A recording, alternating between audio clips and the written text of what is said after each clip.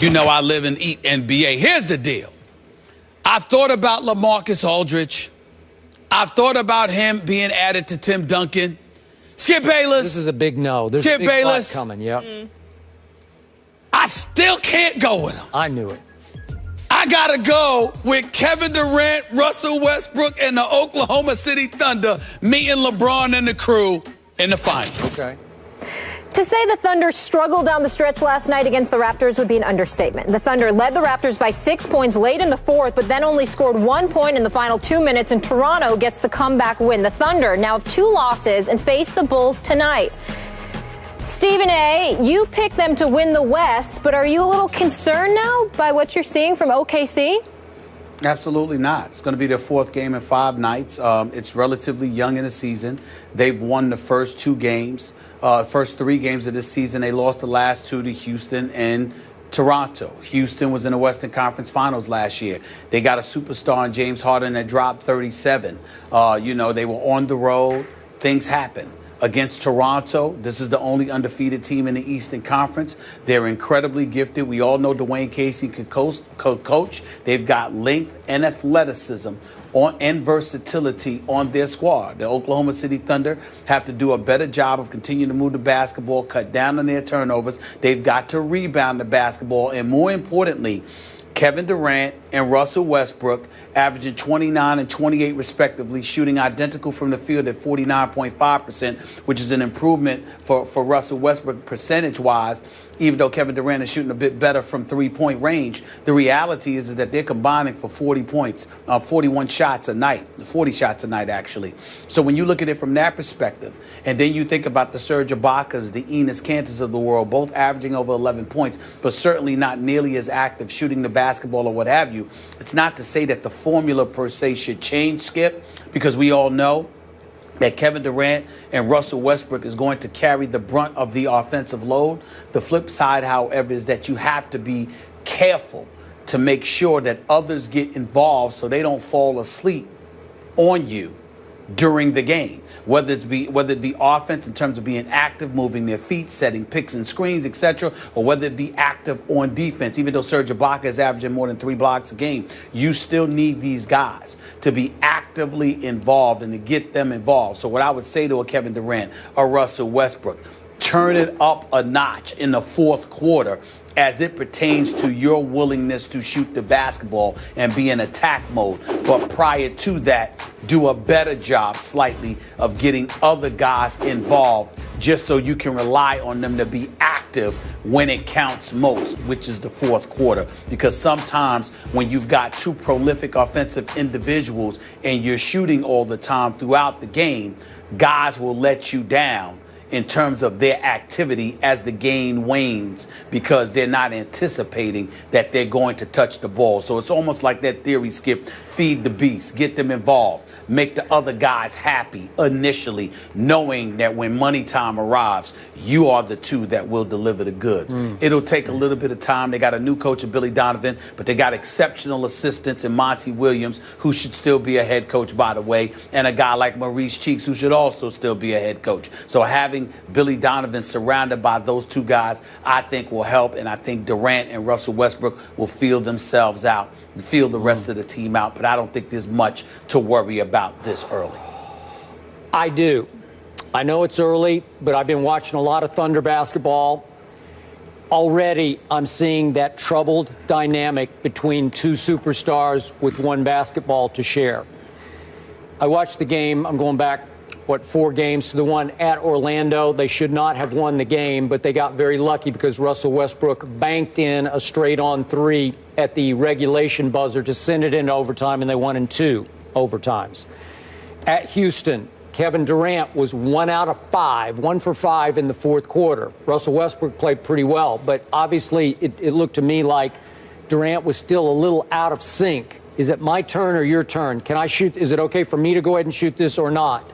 Then last night, that was a home disaster. I know it's way early. We can't overreact just yet. But Russell Westbrook, who can be everything that you say that he can be, he well could win the MVP this year. That was not an MVP performance last night. He went 1 for 8.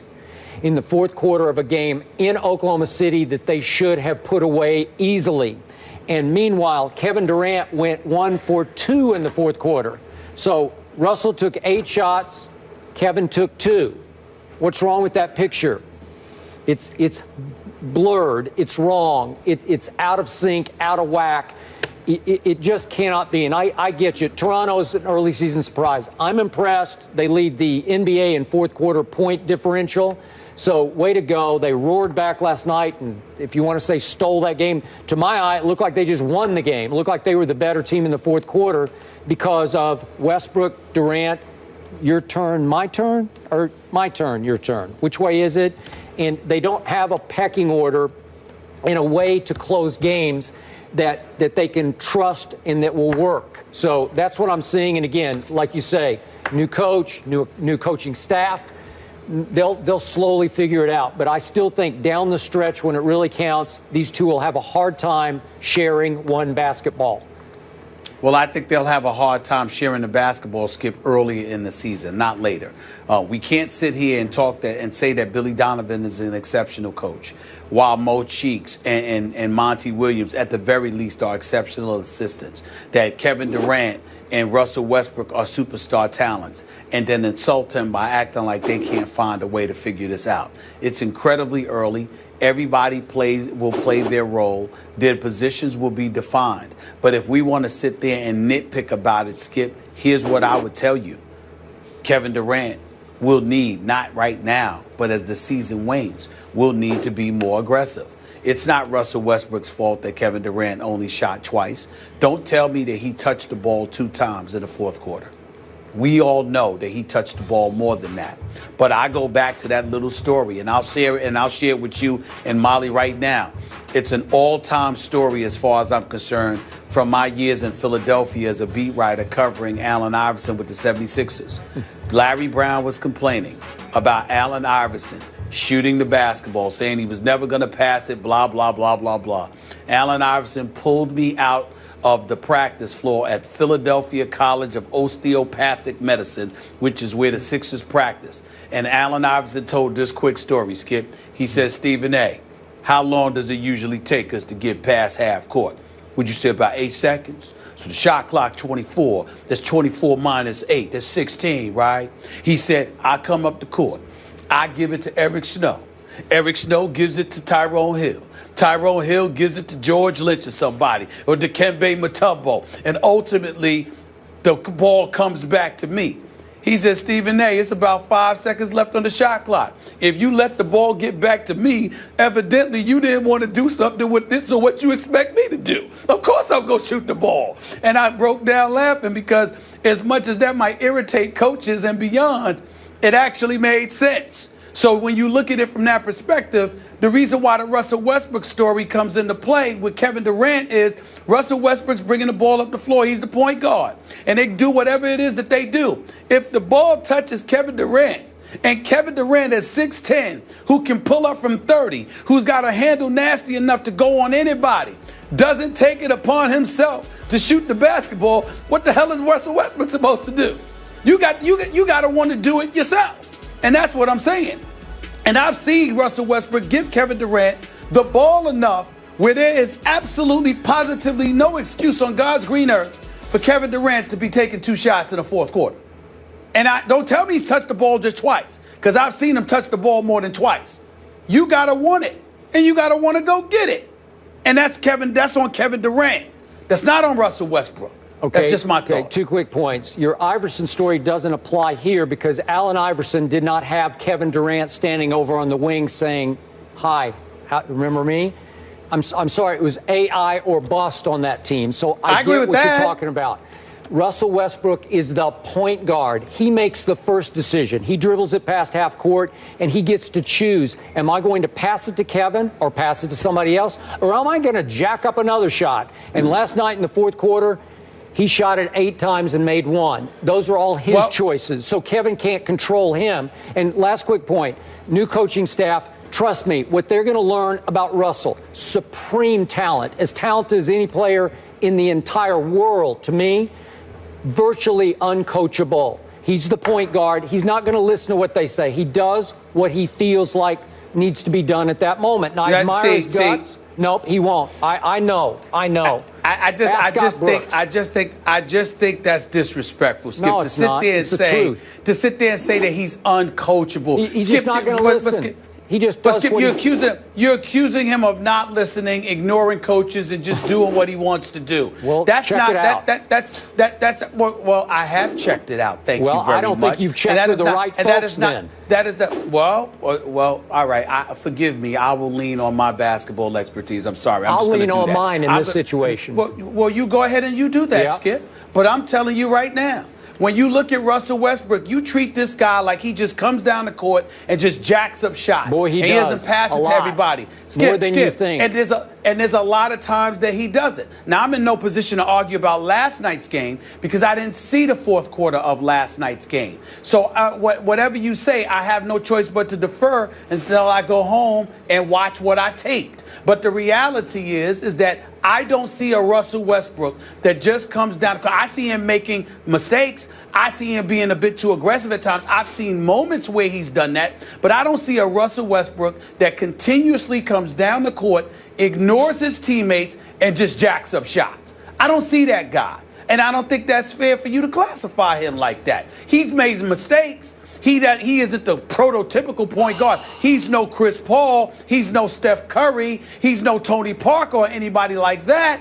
But Russell Westbrook, supremely confident and an offensive juggernaut in his own right. I have seen him come down the court and give the ball to other people, in particular Kevin Durant, and Kevin Durant gives it up to other people who don't deserve the ball from time to time. You got to know your personnel. And when crunch times arrives, there's certain people that don't need to be touching the ball. There's certain people that do need to be touching the ball. And if I'm Russell Westbrook and I give the ball to Kevin Durant and Kevin Durant defers to somebody else or gives it back to me, then I'm going to do what I got to do. It's just that simple. Okay, who do you think the primary option in the fourth quarter for the Thunder Kevin always Durant. is? It's Kevin wrong. Durant. You're wrong. Kevin. It's Russell Westbrook. He's the guy with the ball in his hands. He thinks he's the primary option. What was your It's happened question? for years. I don't know what team you've been watching. You're not That's how listening they to play. my question. I'm asking you a question. I didn't understand your question. Are you asking me who should be the number one option or who they designate the number one option to be? That's what I'm trying to get Just to the who answer. Is. Not who gets who is the number one option? Well, he's the point guard and he's Yeah. going to be the number one option. But the point that I'm trying to make to you, it's supposed to be Durant. If this were LeBron or somebody else, you'd be saying, go get the ball. How you going to sit up there? You trying to tell me it's Russell Westbrook's fault that Kevin Durant took 2 shots in the fourth quarter? Yes, I am. That's Russell Westbrook's fault? I am. That's asinine. He took 8. That's asinine. He took 8. That's asinine. So you think Russell's I'm dribbling not talking about saying, his 8. You don't want the ball? I think I better shoot it then. Wrong. Well, you have the box. Do you have the box score in front of you? How many shots did Oklahoma City take in the fourth quarter? I just got the fourth quarter. I'm saying I don't have it in front of me. I'm asking, how many shots did they take in the fourth quarter? Oh, I don't know. City. I just got their 2 lines. I just wrote down their 2 lines. Chances are it's not 10.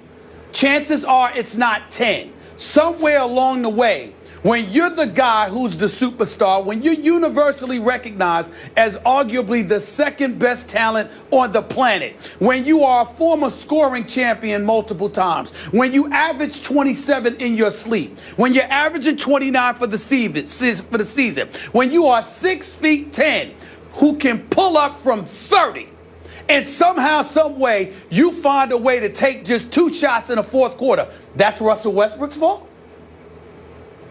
Yeah, because he's the guy pulling the trigger. He gets to choose. What happened at Houston? Late game, close game. James Harden game, ultimately. Russell Westbrook took 8 shots in the fourth quarter, but he made 5 of them. Kevin tried 5 shots in that fourth quarter and made only 1 at Houston. And I think last night, Kevin just gave up and said, you go ahead and do it. And all I'm saying is, you making the argument that Russell Westbrook may shoot too much, I agree with that. I'm just saying, don't blame him for the amount of shots Kevin Durant doesn't take when it counts. You are the superstar. It doesn't matter what Russell Westbrook is. We all know what Kevin Durant is. The fourth quarter arrives. It's a tight game. It's money time. Kevin Durant is supposed to want the basketball. Want it. You have watched too much basketball over the years. You know the difference between cats who want it and who don't. Now, Kevin Durant ain't scared. Please don't get me wrong. I'm in no way implying that he's scared to take the last shot, that he wants to defer it. No, I'm not saying that. I am saying there is a level of aggression that somebody with his skill, who is universally recognized as the second best player on the planet, who's one of the greatest scoring machines, who will go down as arguably the greatest scorer in the history of this game when all is said and done, or at least one of them. The fourth quarter arrives. I don't care how many shots Russell Westbrook takes. We can say that he takes too many shots, but there is no excuse for Kevin Durant to be taking 2 shots in a fourth quarter of any close game. I agree. He's Kevin I'm completely Durant. with you. So last quick question. Just give me a quick answer. One-word answer. Get the ball. Do you think Kevin Durant went to Russell after the game in the locker room and said, hey, man, I need the basketball more in the fourth quarter? You think he did? I don't know. I don't think so. I didn't ask. I don't know. But I will tell. But I would tell you this: you doubt he did. I doubt he did, because that doesn't appear to be his MO, which once again brings us back to the MO of Kevin Durant. Yep. It is one thing. I'll go as far as to say this, since we're on the subject. Could that possibly be why he's not a champion yet? Maybe. Because let me tell you something. Let me tell you something right now. Kevin Durant averaged 30 on better than 50% shooting during the NBA Finals to Miami. There were times when we thought that was the quietest 30 we had seen. Good point. But when Russell Westbrook dropped 44 on them, it was loud, wasn't it? Because you saw an assassin coming in. Even though they lost that game, you saw an assassin trying to come at you. All I'm saying is Kevin Durant is one of the top 2-3 players on the planet Earth. There is no excuse for a close game to be going on and Kevin Durant shoots twice. You pointing the finger at Russell Westbrook. That is not Russell Westbrook's fault. You got to go and get the damn ball. He's got the skills to do it. Go get it. All right, we got to get to break. All eyes will be on KD and Westbrook tonight in the United Center. Both teams will be looking to bounce back, entering this one 3-2. They'll win that one. Saturday, 2 of the best coaches and teams in college football face off in Tuscaloosa. Will Saban's